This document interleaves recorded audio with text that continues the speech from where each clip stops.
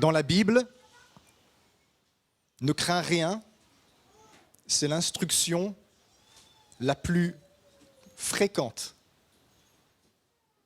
On pourrait penser que c'est « soyez gentils, soyez saints, ne péchez pas », mais ça n'apparaît que quelques fois. Mais ne crains pas, ça apparaît des centaines de fois dans la Bible. N'ayez pas peur. 33 fois, j'ai fait un peu de recherche. N'ayez pas peur. 66 fois, ne craignez pas. 24 fois, ne vous inquiétez pas. 99 fois, ne soyez pas épouvantés. Et puis, il y a toute une ribambelle d'autres manières de le dire. Plusieurs centaines de fois, presque 300 fois, Dieu nous donne l'instruction dans la Bible de ne pas avoir peur. Alors je peux, sans risque d'exagérer, dire que certainement, avoir peur, c'est le problème numéro 1 de l'être humain. C'est surprenant, c'est d'une ironie surprenante. Parce que tous ici, on a envie d'entendre Dieu nous dire « Ne crains pas, tout va bien ». Mais, alors que c'est exactement ce qu'on a envie d'entendre, c'est exactement la chose la plus difficile à respecter. Quand on te dit « ne crains pas », ça ne s'en va pas pour autant. C'est difficile, la peur. C'est une chose sur laquelle on a très peu de contrôle, en fin de compte.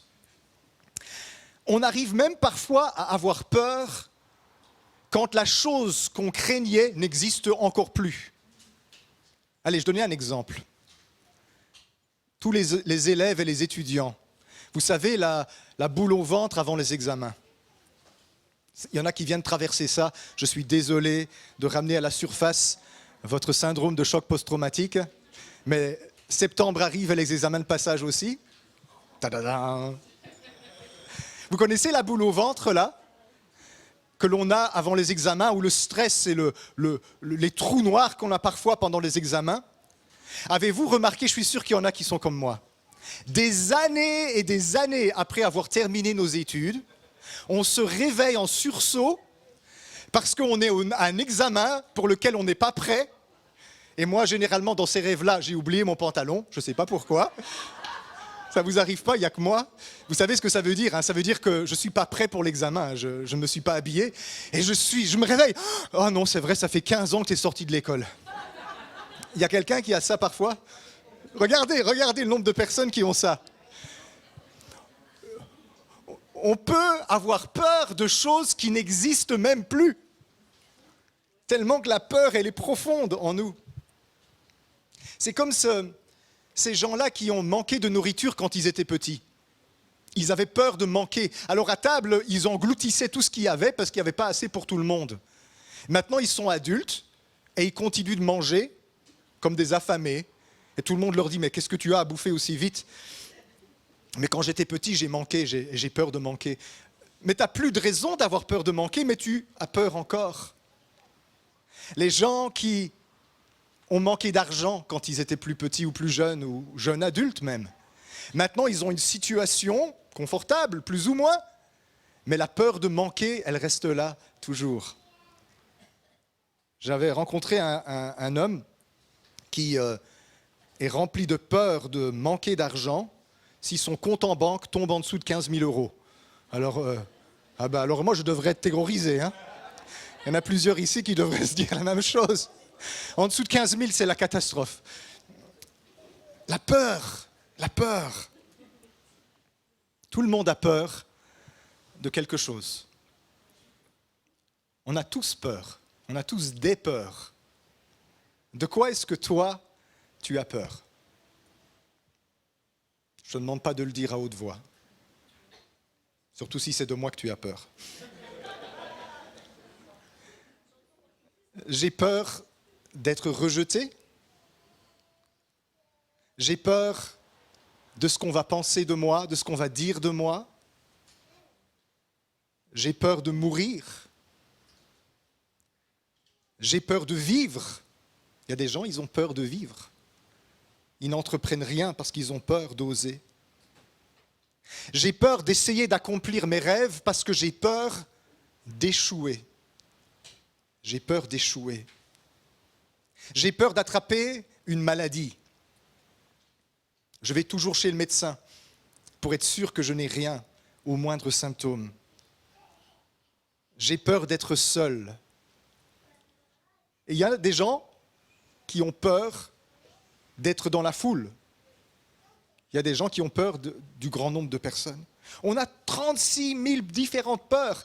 Mais derrière ça, il y a vraiment un problème chez l'être humain. On a peur. Et on a envie, tellement envie, que le Père Céleste vienne nous dire « Tout va bien, n'aie pas peur ». C'est vraiment le problème fondamental de l'être humain.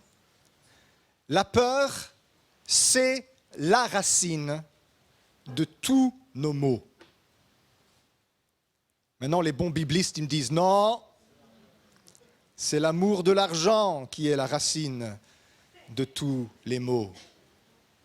Bon, le texte biblique ne dit pas que l'amour de l'argent est la racine de tous les maux. Le texte biblique dit l'amour de l'argent est une racine de tous les maux. Mais réfléchissez un peu. Qu'est-ce qu'il y a derrière la peur de l'amour de l'argent ? Je l'ai dit. La peur de l'avenir, la peur de manquer. Toutes nos peurs se manifestent de différentes manières et l'amour de l'argent est aussi une manifestation de la peur. On aime l'argent parce que ça nous donne une fausse impression de sécurité. Ça nous donne l'impression que notre avenir est assuré, mais vous savez bien que ce n'est pas vrai. Les milliardaires n'ont pas leur avenir assuré. Ils ont juste de meilleurs médecins que vous, mais sinon, quand un grave cancer les frappe, la médecine est aussi limitée, quelle que soit la quantité d'argent que vous possédez. Mais quelque part, on a cette idole-là, qu'est l'amour de l'argent, parce qu'on a tellement peur de l'avenir qu'on se rabat sur ça pour calmer notre angoisse du futur. Avez-vous remarqué que Dieu dit dans la Bible que nous ne devons pas avoir peur de manquer ? On va afficher ce texte-là, si vous voulez, dans l'Épître aux Hébreux, au chapitre 13, les versets 5 et 6. Je ne vais pas parler de l'argent aujourd'hui, je vais parler de la peur. Mais je crois que là, il y a une des plus grandes peurs de l'être humain. Hébreux 13, 5 et 6. Si l'argent n'était plus un problème, il y aurait beaucoup de peurs qui disparaîtraient, bien sûr. Hébreux 13, 5 et 6. Ne vous livrez pas, tu peux me la mettre dans la NEG peut-être, parce que c'est celle que je suis en train de lire. Ne vous livrez pas à l'amour de l'argent, contentez-vous de ce que vous avez. Écoutez bien, car Dieu lui-même a dit, je ne te délaisserai pas, je ne t'abandonnerai pas. On l'a chanté, hein ? C'est donc avec assurance que nous pouvons dire « Le Seigneur est mon aide, je ne craindrai rien. Que peut me faire un homme ?» Nous avons des promesses de Dieu par rapport à l'argent. Je ne te délaisserai pas, je ne t'abandonnerai pas. Dieu a promis de garder ses enfants et de pourvoir à leurs besoins. Ça n'empêche pas que nous ayons quand même peur. Ce texte qu'on vient de lire, en fait, il révèle en profondeur la raison de nos peurs.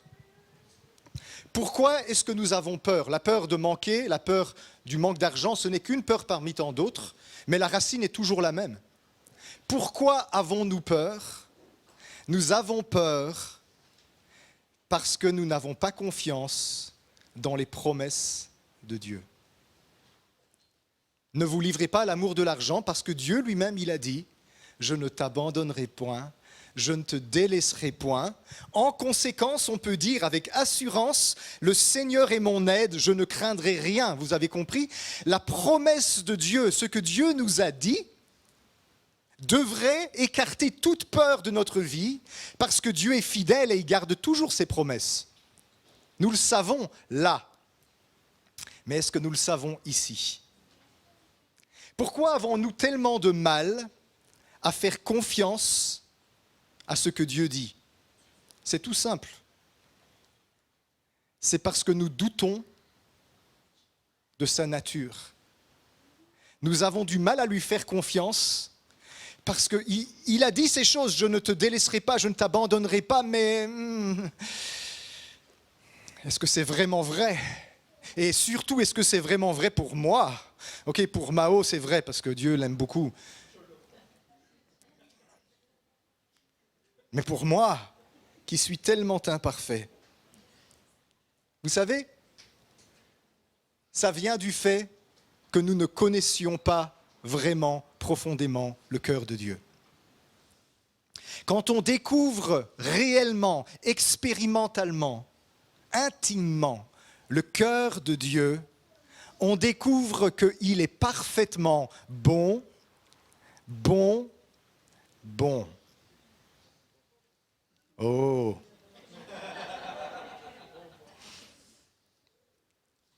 Et qu'il est au contrôle de tout ce qui se passe.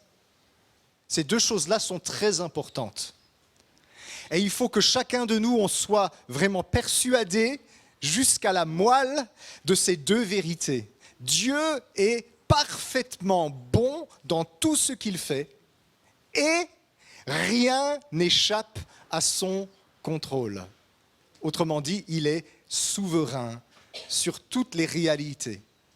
Ça signifie que quoi qu'il m'arrive dans la vie, je sais que c'est une manifestation de la bonté de Dieu et que c'est sous contrôle. Même quand c'est la catastrophe et que le toit tombe sur ma tête.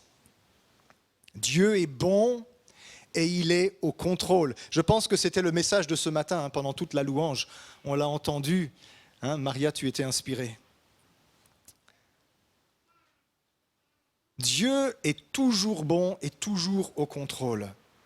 Et nous doutons de ça parce que nous ne connaissons pas, nous avons entendu parler de Dieu, mais nous ne le connaissons pas personnellement. Dieu a mauvaise réputation. Et une grande partie de la mauvaise réputation de Dieu, c'est à cause des églises. Les églises donnent mauvaise réputation à Dieu.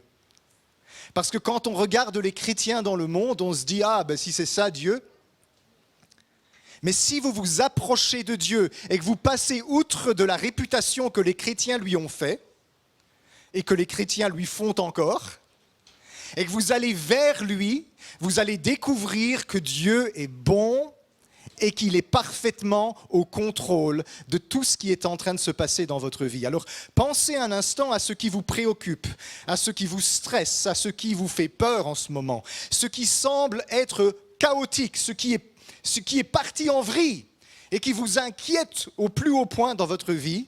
Dans cette chose-là, Dieu est bon et Dieu gère.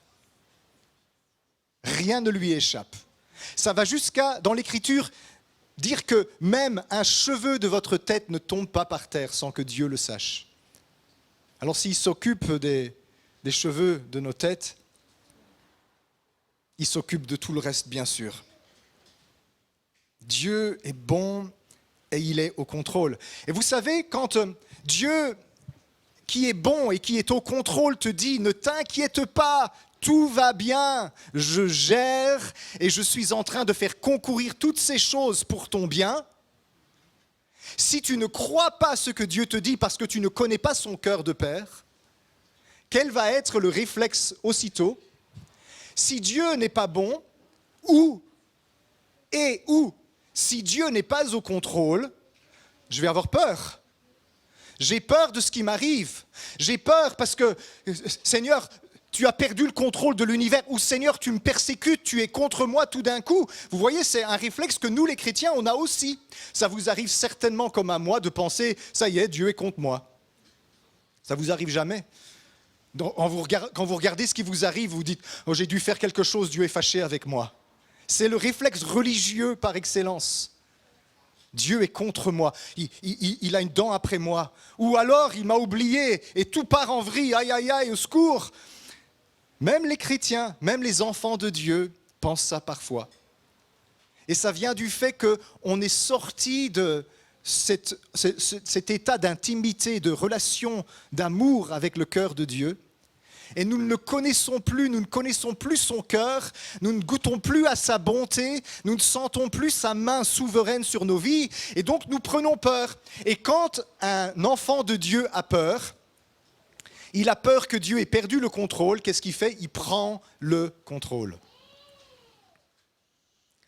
Quand tu n'as pas confiance que Dieu a le contrôle de tout ce qui t'arrive dans ta vie, tu vas chercher à prendre le contrôle. Tu vas chercher à dominer sur le chaos dans ta vie. Et c'est là que le stress commence, c'est là que l'inquiétude commence. Et c'est là que toutes sortes de mauvaises réactions commencent dans nos cœurs. Alors ce matin, réfléchissons ensemble, chacun pour soi aussi. De quoi est-ce que nous avons vraiment peur? Il n'y a pas longtemps, il y a quelqu'un qui n'est pas ici qui m'a dit « Mais de quoi est-ce que tu as peur ?» Et je me suis arrêté, j'ai dit « Mais oui, c'est vrai, de quoi est-ce que j'ai peur ?» Vous savez que c'est utile de se demander de quoi on a peur, vraiment, parce que vous allez découvrir que derrière toute peur que vous avez dans votre cœur, il y a un mensonge derrière par rapport à qui est Dieu. Toutes les peurs qui peuvent exister dans le cœur de l'être humain viennent d'un mensonge auquel nous avons cru au sujet de Dieu. Parce que nos cœurs sont séduits par des fausses idées, des fausses pensées, des fausses images de Dieu, nous avons peur qu'il n'est pas bon, nous avons peur qu'il n'est pas tout-puissant, qu'il ne gère pas ma situation. De quoi as-tu fondamentalement peur? La réponse que tu vas donner à cette question va révéler le domaine de ta vie où tu as du mal encore à faire confiance aux promesses de Dieu. Et ça va révéler le domaine de ta vie où tu crois à des mensonges concernant Dieu. Mais de quoi j'ai peur en fait, Seigneur? Qu'est-ce que je crains par-dessus tout? Et la réponse que tu vas donner à cette question-là va révéler un mensonge auquel tu as cru concernant Dieu. Et le problème, c'est que ça ne s'arrête pas là, vous savez. Quand on a peur et qu'on a des mensonges sur Dieu qui règnent dans nos cœurs, ça va forcément nous affecter. Ça va faire deux choses. Ça va perturber grandement notre état intérieur. Nous allons être désemparés à l'intérieur de nous. Et, encore pire, je ne sais pas si c'est pire, mais en tout cas c'est aussi grave, ça va nous conduire à certaines réactions. La peur est très mauvaise conseillère. Ce que nous faisons par la peur, c'est souvent n'importe quoi. Allez, je reprends ces deux points-là.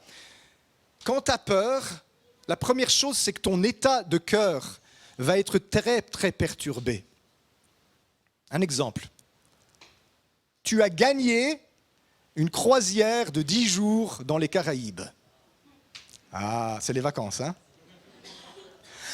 Waouh, ça va être 10 jours peinards dans le bateau. C'est chouette, non? Vous aimeriez ça?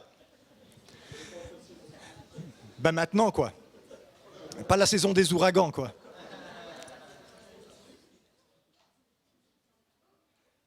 Maintenant, imaginez que tu as gagné 10 jours de croisière dans les Caraïbes, mais tu as une terreur absolue de l'eau. Comment va se passer ce voyage? Est-ce que vous pensez que ça va être chouette? Je crois que vous allez rester enfermé dans votre cabine pendant les 10 jours, non? Et probablement que vous n'allez même pas y aller. Le voyage, il sera ce qu'il sera, avec ses vagues, avec ses vents, avec le soleil et tout ça. Mais est-ce que vous avez vu que l'état de votre cœur a le pouvoir de transformer votre voyage de la croisière s'amuse en le vaisseau de l'angoisse? Pour ceux qui ne savent pas, c'est un film d'horreur que je n'ai pas regardé. Mais j'ai cherché sur Internet un film d'horreur sur les bateaux et j'ai trouvé celui-là. Ne regardez pas en rentrant chez vous, c'est un film d'horreur. L'état de mon cœur a le pouvoir de transformer ma vie de la croisière s'amuse en le vaisseau de l'angoisse. La réalité, elle est ce qu'elle est et elle ne change pas, mais l'état de mon cœur va changer la qualité du voyage. Et je vais souffrir, alors que le voyage, il est ce qu'il est. Si ça en restait là, ça ne te concernerait que toi. Mais le problème, c'est que ça va aussi influencer tes réactions. Quand ton cœur est plein de peur, parce qu'il y a un mensonge au sujet de Dieu là derrière, tu vas agir de telle ou telle façon. Par exemple, sous l'effet de la peur, il y a généralement 2 grandes réactions. La fuite ou l'attaque. Généralement, devant la peur, il y a 2 mauvaises réactions, la fuite ou l'attaque. La majorité des gens fuient et évitent à cause de la peur. Mais il y a certaines personnes qui attaquent à cause de la peur.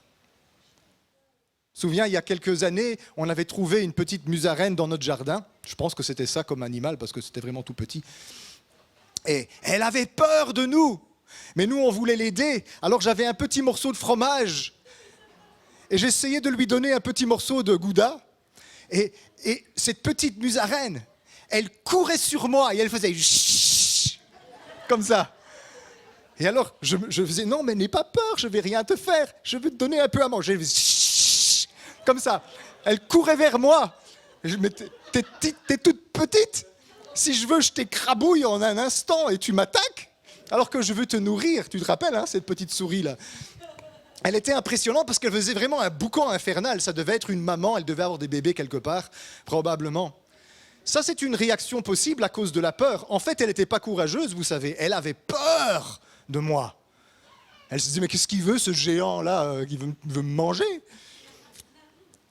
Mais la majorité d'entre nous, on n'est pas comme la musaraigne. La majorité d'entre nous, quand on a peur, on s'enfuit ou on évite. J'ai peur d'échouer. Alors j'évite d'entreprendre les choses dont je rêve. Je laisse la place aux autres.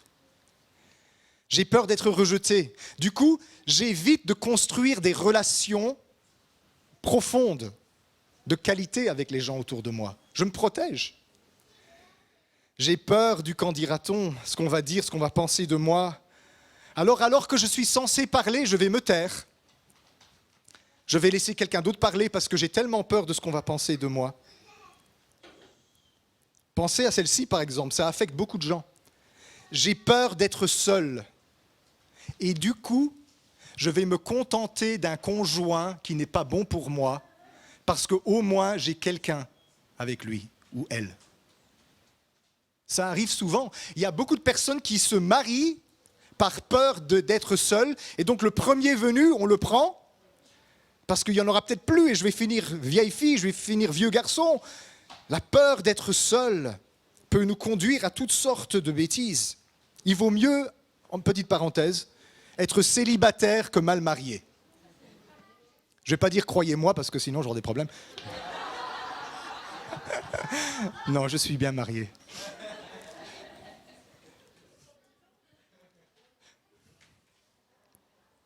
Il vaut mieux être célibataire que mal marié. La peur est mauvaise conseillère.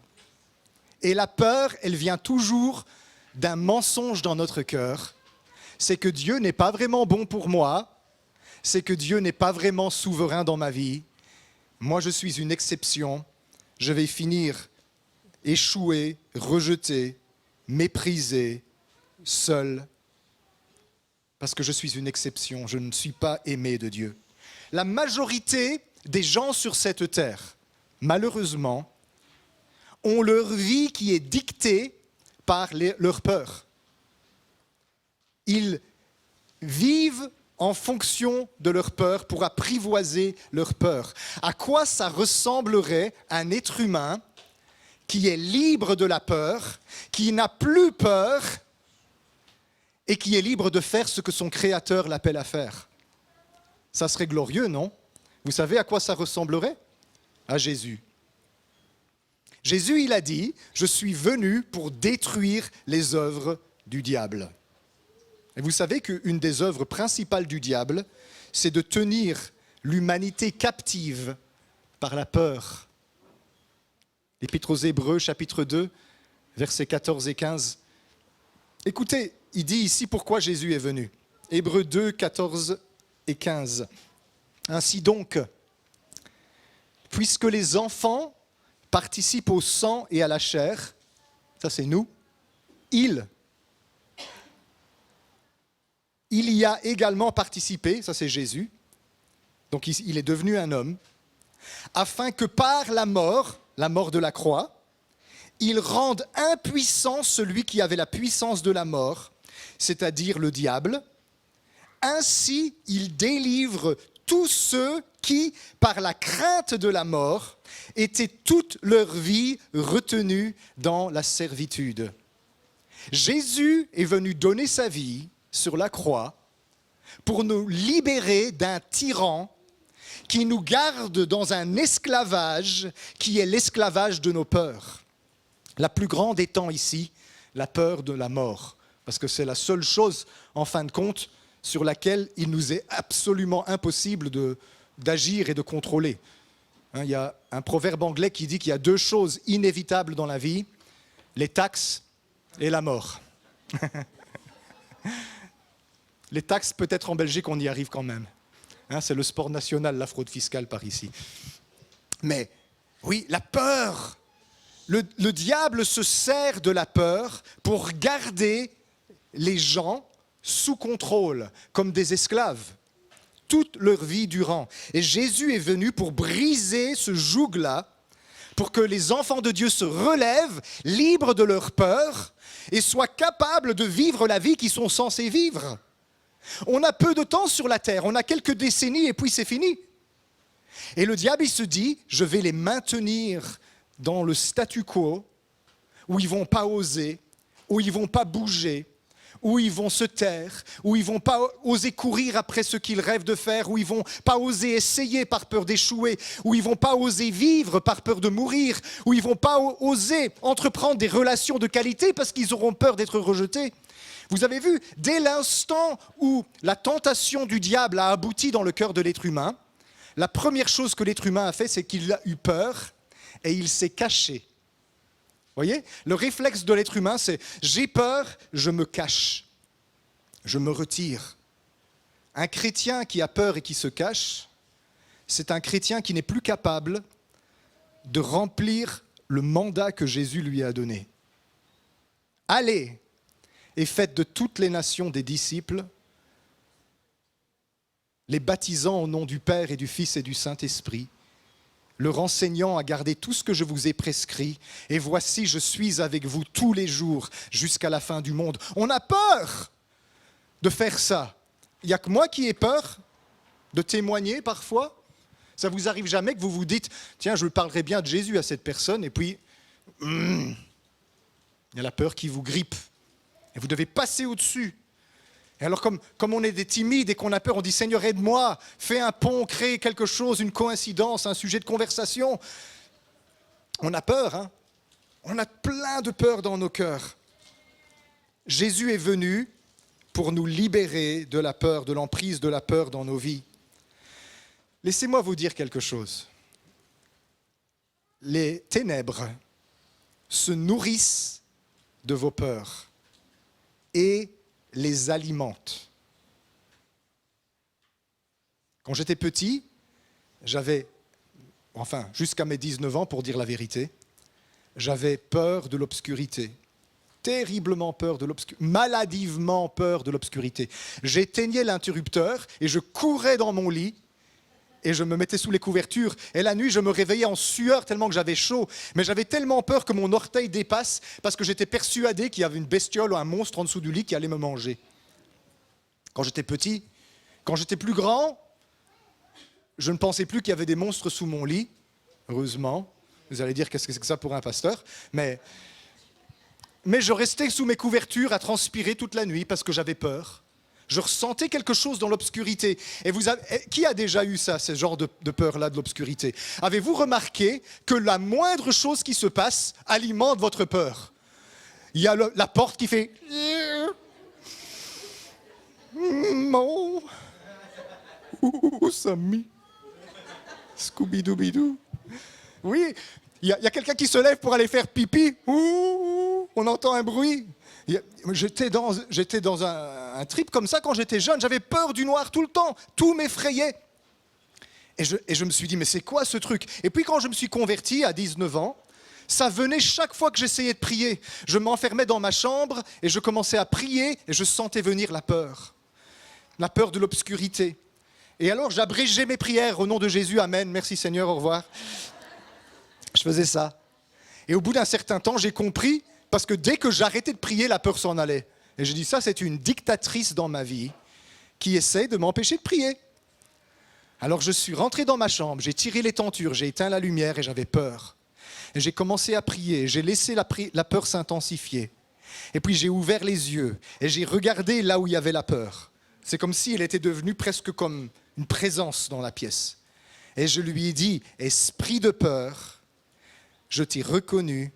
Dans le nom de Jésus-Christ, tu t'en vas, parce que ce n'est pas moi qui ai peur, c'est toi qui as peur. Tu me laisses. Ce jour-là, ça a été le dernier jour où j'ai eu peur du noir. Je n'ai plus jamais eu peur de l'obscurité après ce jour-là. Mais jusqu'alors, je pensais que j'avais peur. Je vais vous donner une révélation importante ici. Le diable, il a plus peur de vous que vous de lui. Et il déverse sur vous sa peur, en vous faisant croire que c'est vous qui avez peur, de telle façon que vous restiez sous contrôle et que vous ne lui fassiez pas d'ennui. Parce qu'il a bien vu, vous lui avez échappé. Maintenant, vous appartenez au royaume de Dieu. Il ne peut plus vous arracher à la main de Jésus. Alors, mais qu'est-ce que je vais faire si jamais cette personne grandit? Elle va devenir dangereuse. Elle va ressembler à Jésus-Christ. Il faut que je mette une coupole sur sa tête. Il faut qu'elle se reste tranquille. Il faut qu'elle reste sur sa chaise. Il faut qu'elle se taise. Il faut qu'elle ne parle pas à ses voisins. Il faut surtout qu'elle n'entre pas dans les dons spirituels. Oh, il ne faut pas qu'elle comprenne les Écritures. Il faut qu'elle soit ignorante de tout. Non, il ne faut pas qu'elle aille à l'école biblique. Non, il ne faut pas qu'elle aille aux études bibliques. Non, il ne faut pas qu'elle aille aux réunions de prière. Je fais de la publicité. Mardi à 7h30. Venez. On va leur donner la télévision. Ils vont regarder Stranger Things et ça va aller. C'est une série.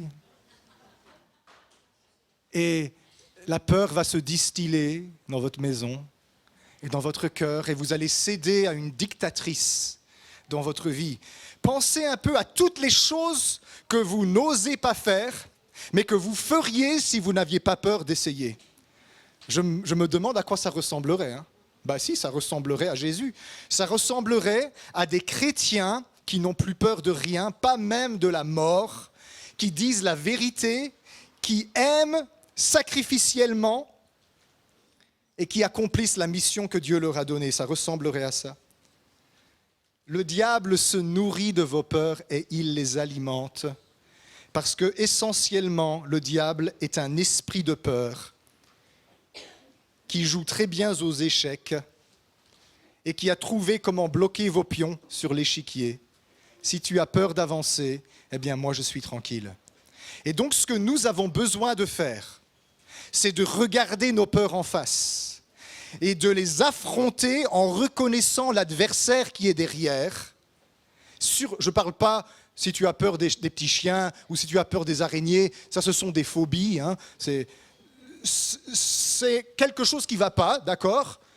Ça montre que tu as un grain quelque part, mais ce n'est pas très grave. Ça ne va pas t'handicaper dans la vie d'avoir peur des araignées, normalement. Sauf si Dieu t'appelle à aller évangéliser les Amazoniens. Et là, il y a des migales comme ça. mais je ne parle pas des phobies. Ne pensez pas à vos phobies. Pensez à vos grandes peurs, ce qui vous empêche de devenir ce que Jésus vous appelle à être. Vos peurs révèlent les zones de vos cœurs qui n'ont pas encore été évangélisées complètement. où la bonne nouvelle n'a pas encore pénétré, où les promesses de Dieu ne sont pas entrées, et donc parce que vous ne connaissez pas les promesses de Dieu, vous ne connaissez pas le cœur de Dieu, la peur subsiste. Et Dieu est venu vous libérer de vos peurs. Nos peurs révèlent aussi, ça c'est plus difficile, il faut qu'on soit prêt, accrochez-vous. Les peurs révèlent aussi, souvent, les zones de nos vies où les ténèbres règnent encore, où le diable a encore une mainmise. Et ça, c'est génial. Et je vais vous expliquer pourquoi. Parce que figurez-vous que les ténèbres ne vous attaquent jamais n'importe comment. Les ténèbres vous attaquent en fonction de ce qu'elles discernent dans vos vies, des zones où vous pourriez leur être dangereux. Et le diable va vous bloquer dans votre vie, à l'aide de la peur surtout, dans les domaines où il pense que vous allez lui être dangereux. Et donc, du coup, vos peurs révèlent en même temps les zones de vos vies où le diable a encore une mainmise, mais vos peurs révèlent les domaines de vos vies où Dieu veut vous utiliser. J'ai peur de parler en public. Ah, ben tiens, dimanche prochain, tu prêches. Ça ressemble à personne dans la Bible, ça. Pensez à Moïse, là. Moïse, il vit quelque chose d'horrible. Il essaye de faire le bien en Égypte, il essaye de délivrer son ami juif des Égyptiens qui les maltraitent.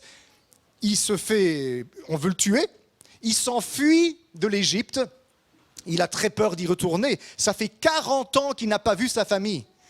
Il n'a pas vu sa maman, certainement qu'elle est morte pendant que lui, il était parti. Son grand frère, sa sœur, il ne les a pas vus. Depuis 40 ans, il vit dans le désert, loin de tout. On voit clairement que Moïse, il a peur de retourner en Égypte. Une grande peur. Je vais rester avec les moutons, ça c'est gérable dans les montagnes. Alors, c'est quoi ton pâturage dans les montagnes où tu te caches de ta destinée en Égypte, où Dieu t'appelle être un libérateur ? Et puis Dieu, il connaît, il sait comment nous aborder. Un jour, il y a le buisson ardent, et puis Dieu se révèle à Moïse. Et Dieu dit, Moïse, tu vas retourner là où tu as le plus peur d'aller. Non, oui, où ? En Égypte. Non, mais le pharaon veut me tuer. Moïse, celui qui voulait te tuer, il est mort.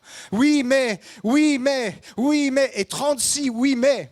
Je ne sais pas parler, Seigneur. Je ne sais pas d'hier, tu sais bien, j'ai la langue embarrassée. Je ne suis pas capable de parler en public. Menteur. Dès que Moïse va être à la tête du peuple d'Israël, on n'arrivera plus à le faire taire, tellement il aime bien parler. Mais il a tellement peur. Vous avez vu ? La peur de Moïse de retourner en Égypte l'empêchait de devenir le libérateur que Dieu l'appelait à être. Alors, aujourd'hui, si tu oses, un peu d'introspection, dans quoi est-ce que tu as peur ? De quoi est-ce que tu as peur ? Dans quel domaine est-ce que la peur te retient ? Ah non, ça je ne pourrai jamais faire. Seigneur, ne me demande pas ça, tout, mais pas ça, Je veux bien ça, mais ça, je ne ferai jamais, Seigneur, j'ai trop peur. Ah, on a découvert quelque chose. Le domaine où l'ennemi te bloque avec la peur, c'est le domaine où il pense que tu lui seras dangereuse ou dangereux. Le diable a peur de toi et il projette sa peur en toi pour que tu restes tranquille à ta place. Je veux que ça rentre ça.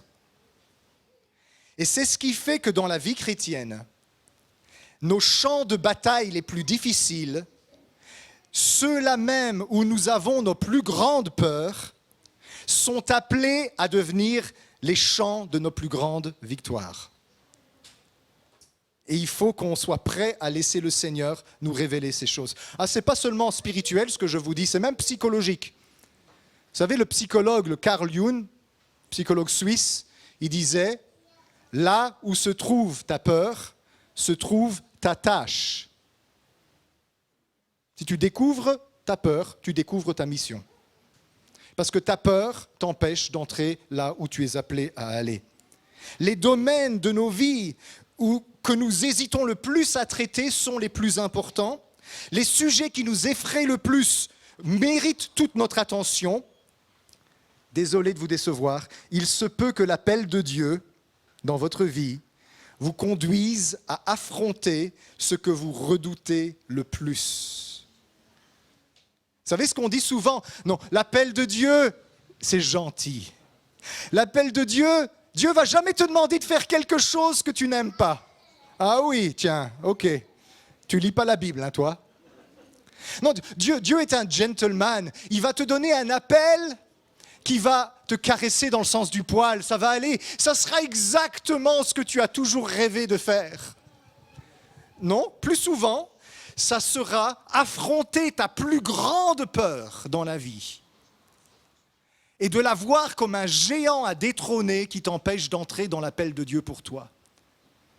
Et tu remarqueras que parfois tout ce qui t'a conduit jusqu'à aujourd'hui a alimenté cette peur pour créer cette identité en toi où moi je ne peux pas, moi je ne peux pas, moi je ne sais pas, moi je ne saurais pas. Et cette attitude-là, elle est très puissante en nous. Et Dieu, il te dit, oui, tu peux, parce que tu peux tout par celui qui te fortifie. Reconnais le pion que ton adversaire a mis sur l'échiquier. Il veut te paralyser et t'empêcher d'entrer dans ton appel. Ce que tu redoutes le plus, ça va devenir ta plus grande victoire. C'est comme ça dans toute la Bible. Je pourrais passer plein d'exemples. Moïse, David, la reine Esther, toutes ces personnes-là qui ont fini par être des héros de la foi, ils ont été prêts à affronter leur plus grande peur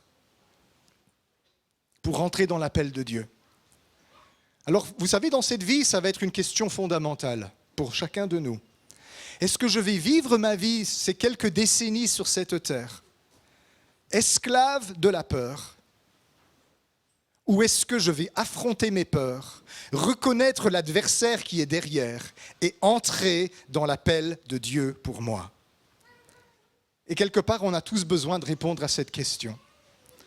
On a tous besoin de nous positionner par rapport à ça. Et c'est pour ça que ça commence avec cette question. De quoi est-ce que tu as profondément peur? Qu'est-ce qui t'effraie le plus?